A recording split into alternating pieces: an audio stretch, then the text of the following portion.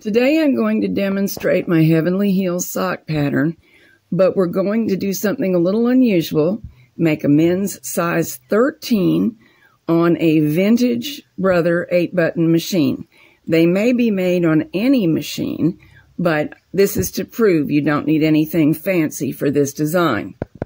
You'll need a yarn, number 1 or number 2 weight that you can adjust to get a nice fabric that is 7 stitches, 10 rows per inch. And this is a men's size 13 in USA shoe sizes. Before we begin, I'm going to demonstrate on a bulky machine a few techniques that may be new to you because they're hard to see on the footage on the standard gauge machine. One is bobby pin assisted sew as you go. To do this, for the first half of the knitting, hang a bobby pin on the carriage side right next to the stitches every single row. Make sure it points down so it's not in the way of the carriage. And if you are using the standard gauge, as we will be for the demo sock, you may also want to allow the first few needles to knit back from hold and hold the pin down with your fingers to avoid trouble. You may hang bobby pins for the entire first half of the knitting down to the tip of the toe. If you do so, it will greatly slow you down, but it will speed up the second half by making a handle on each stitch that should be picked up for sew as you go, and it will leave no question as to which stitches those are. If you are experienced at sew as you go, you know to just pick up the purl bumps and hang them. You can omit this part entirely. And if you would rather seam by hand, using something like the Bickford seam, you may also skip it. But I thought I would include it because it can be a big help for your first pair of socks. The second thing you might need help with is the kind of increases that we will make. This design involves knitting something that's similar to a gusset and a flap in a hand-knitted pair of socks, but they're all one piece. And to do it, we make full-fashioned increases. Those are created by moving out the edge stitch on each side and lifting up the purl bump from what was the second stitch. Counting the edge stitch as number 1, lift the purl bump from number 2 in every case. In general, when using the full-fashion increase, you do have some other choices, but in this case, in this pattern, the shaping depends on doing your increases exactly in this manner. If using the bobby pin assisted sew as you go method, continue hanging while doing these increases, and it goes like this. Increase 1 on each side, hang on the carriage side, knit across, hang on the carriage side again, which is now the opposite side, knit across, then do your next increase, then hang pins. Well, this is in the written pattern. I just want to be abundantly clear about the rhythm of the whole thing. When we're done increasing, we will scrap off all the stitches that were increased. And this is the feature that makes this pattern unusual and unique. As we work those stitches back in, that's what will create the heel shape. They may be scrapped off or removed on any kind of stitch holder that you prefer. If you're using waste yarn to scrap off, be sure to use a sharply contrasting color. It will really help. And make sure that the carriage is set to hold so that you can control which stitches knit and which ones don't. There will then be a decrease on each side before we knit the next row. I'm not showing the decrease in this little part of the demo. At this point, we start taking the stitches that are on the holder, waste yarn for this example. We pick up the nearest of the stitches and hang it on a needle that already has a stitch. Then we pick up the next stitch over. This is why we wanted a sharply contrasting kind of waste yarn to make it easy to find, and hang the second stitch on a new needle. That creates an increase. Do that on both sides, every row, until all of the stitches that are on holders have been worked back into the main knitting. Machine knitting makes knots and bars along the edge of the fabric because of the way it works with the tensioner. Every other row is a knot, a tight little knot of yarn. Every other row is a bar, a little bit of a longer space. We sew as you go by hanging knots. When it's time to sew as you go, using the bobby pins, you will pick up one pin every row, the one that is nearest to the top of the knitting at present, hang it on the edge working needle, knit across, and then repeat, and we'll be moving from side to side as we go because we alternated hanging pins from side to side on the way down to the toe. Use the pin as a handle. Pick up the stitch without any twisting.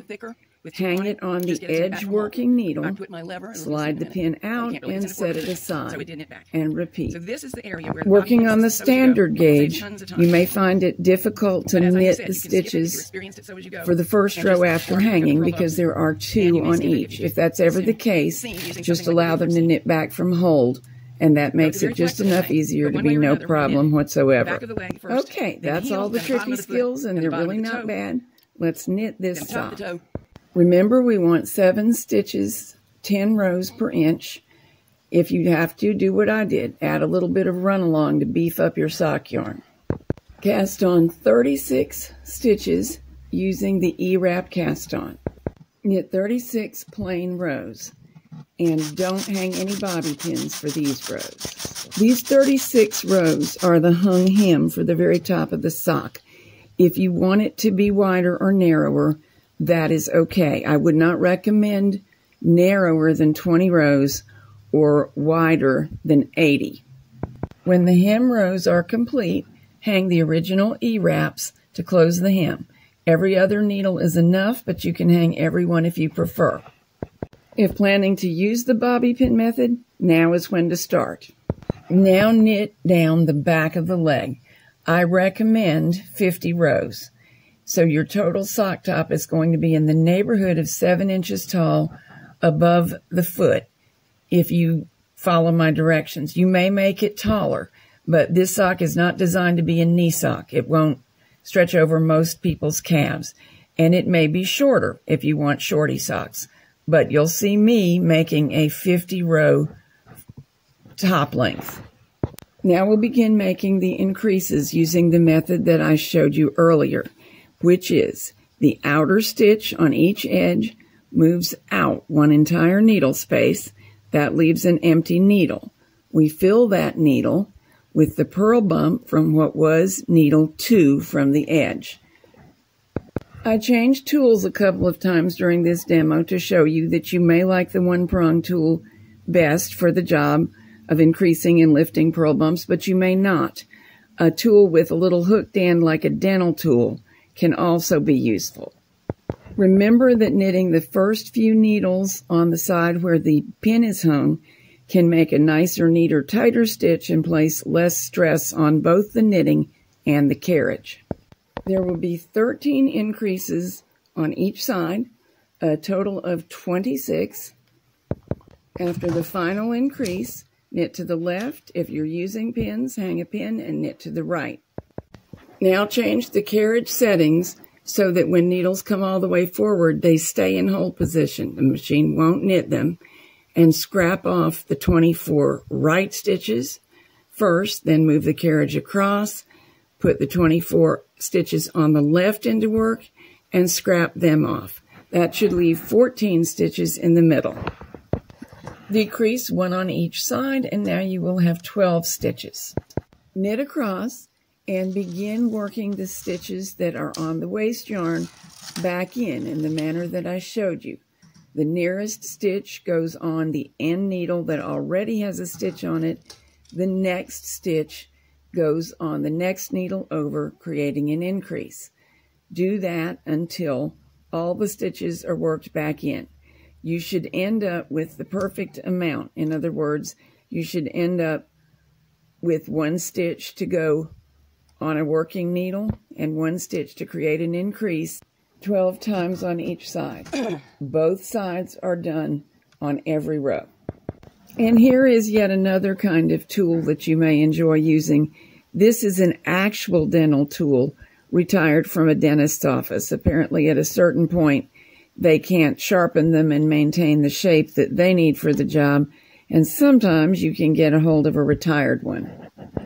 Once all the held stitches are worked back in and hung, you should end up with the same number that you started with, 36.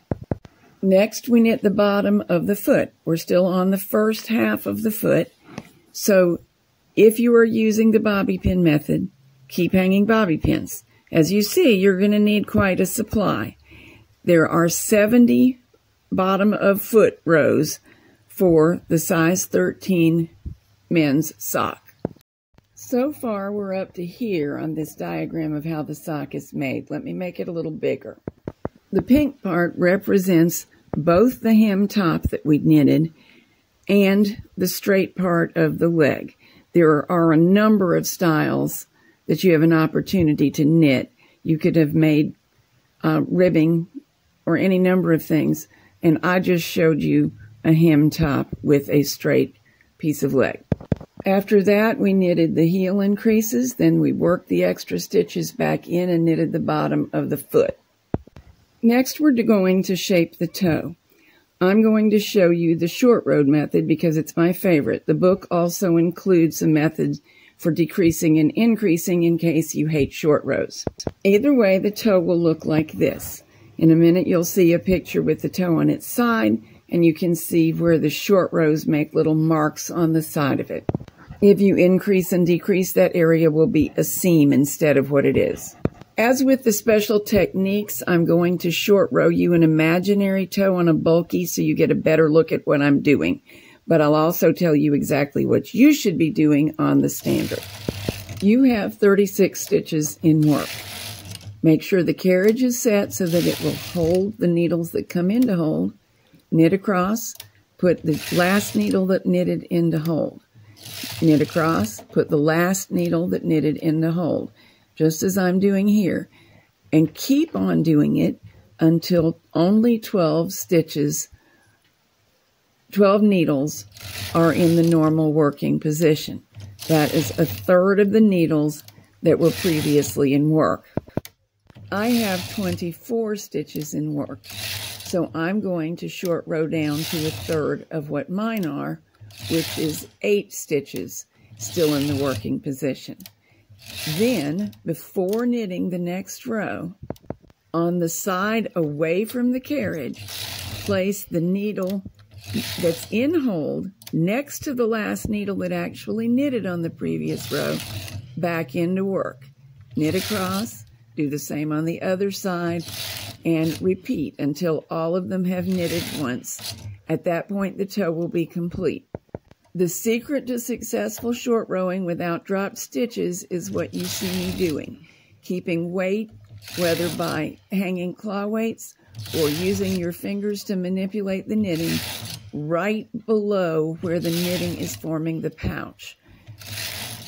It will tend to rise up and jump off the needles, but properly placing weight and downward pressure entirely solves the problem, and you get a nice, neat toe. This is called the automatic wrap method of short rowing.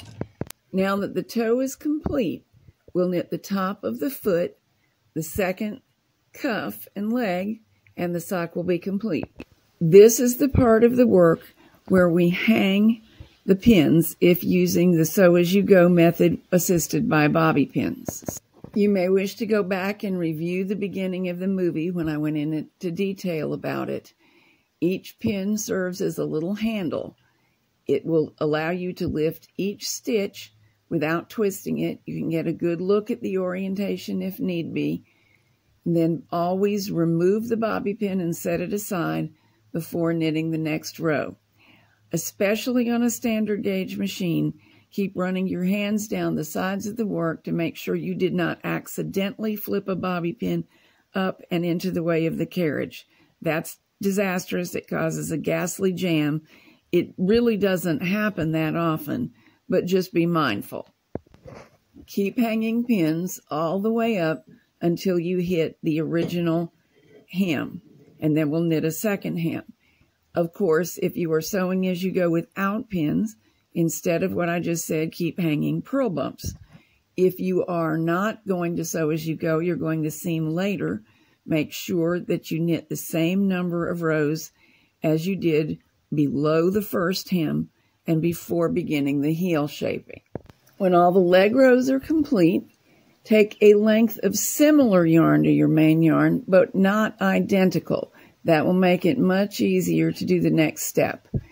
E-wrap all the working needles with this similar yarn. Then knit the same 36 row length that we knitted for the first hem. If you altered the length then for the first hem, obviously alter it for this one as well. Hang the recently made E-wraps, the ones with the slightly different yarn, on the working needles. Again, just as for the first hem, every other needle will be okay if you want. And bind off. I like to use the main yarn and bind off around the gate pegs. Any bind off is really quite all right, but do make sure it's a little bit stretchy because you have to be able to insert your foot into the sock. Oh, here's what we have at this point. The sock is nearly finished. The sew as you go seam is visible. It looks quite nice. These two hems fall at the top and their edges need to be seamed together. It looks nicest to seam the two layers separately. And of course we need to remove this waste yarn, which is incredibly easy. Just unravel it and out it all comes. Do that on both sides. I used self-striping yarn for this sample because I liked it and I had it, and it's excellent sock yarn, but the top and bottom won't match. That's not really possible with this design. But they are nicely fitting socks that are very comfortable and can be made just as well with a single bed as with a ribber. Almost always the sew-as-you-go seam or other seam will look better and smoother after washing, and the fit will improve after washing. This photo is pre-washing and they're already quite nice.